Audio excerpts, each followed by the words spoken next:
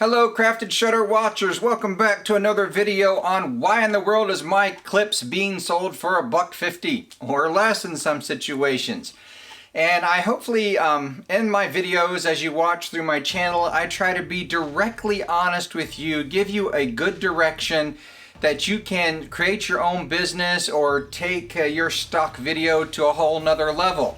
Remember, I make my living selling stock video. However, I do a lot of side projects just to supplement my income in stock.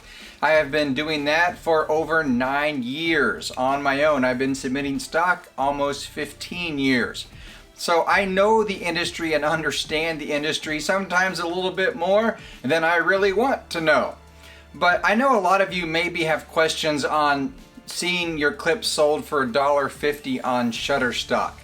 So let's get number one out of the way. Do the sites have the right to sell your clips for $1.50 or less? The answer to that is a resounding yes. There is absolutely nothing you can do about that, because in the contract that you sign when you sign up to be a submitter to these stock agencies, the wording is set so they have full control over how they want to price the product that you put on their site. So if you think that you can strong arm them in making them raise the prices, that's just not going to happen. The only way you can really vote for that not to happen is to remove your content from the site. Now, I'm not suggesting that you do that with Shutterstock, but what I'm going to give you some parameters to look at and to think about really for any stock site, okay? This goes for all of them out there. And I did a video about Storyblocks slash video blocks and how they are going to a complete subscriber model, and the artist is really getting the lowdown on that one. They just can't really make any money as a video producer on that business model.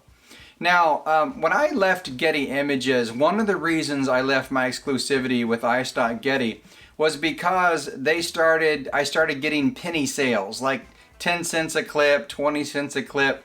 And at first, that percentage was low enough that it didn't bother me, but there was one month that 40% of my sales were in penny sales.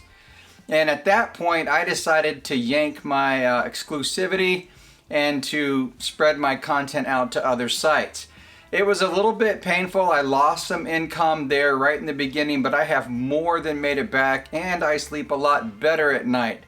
Now with Shutterstock, as you look at the $1.50 sales, what you need to do, and this is across the board for any agency, is create a little spreadsheet or some way to keep track of how much of a percentage of your sales are in the $1.50 range or below, because frankly they can do any kind of licensing deal they want to.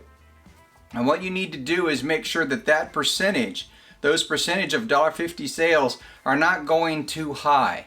When they go too high, like I said, the only choice you have is to either remove your content or just walk away from submitting to them. Submit exclusive somewhere where you can set your prices. I'm producing mostly for Blackbox right now, and exclusively on Pond5. I curate for a lot of artists through Blackbox, and a lot of the stuff that I'm shooting is going exclusive to Pond5. But that doesn't mean you have to do this. There's other ways and other avenues and other sites, and one of the fairer sites out there for pricing right now that I think are listening to the artist and promoting good relationships is Adobe Stock. You know, and I'm very pleased with Adobe Stock on the direction they're going, the information that they're giving to the artist.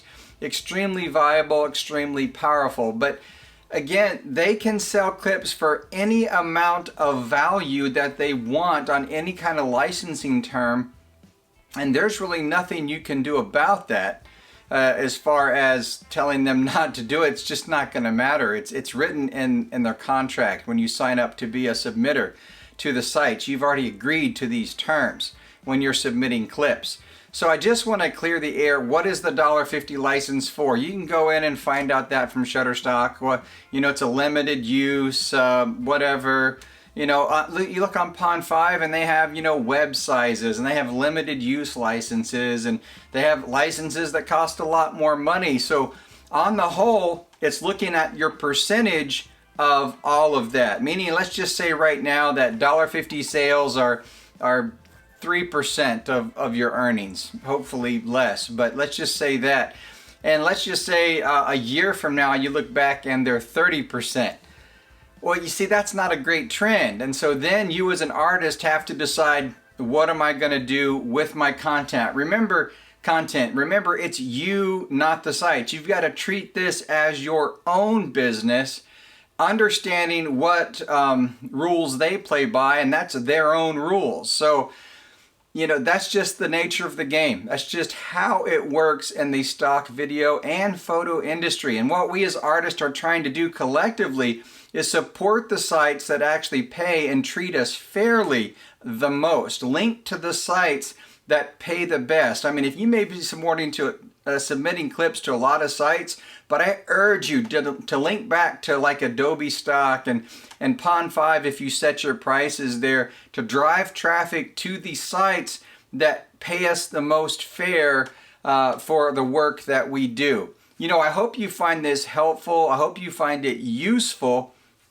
because I just want to explain to you the nature of the beast, and that is the beast of stock video. So always don't stress too much. Like I said, just keep track of it. Focus mostly on creating amazing content, okay? Because you can stress yourself out on just about any part of this business until you're sick. And I've been there. I have put myself through the ringer stressing about what I should do before I decided to go non-exclusive.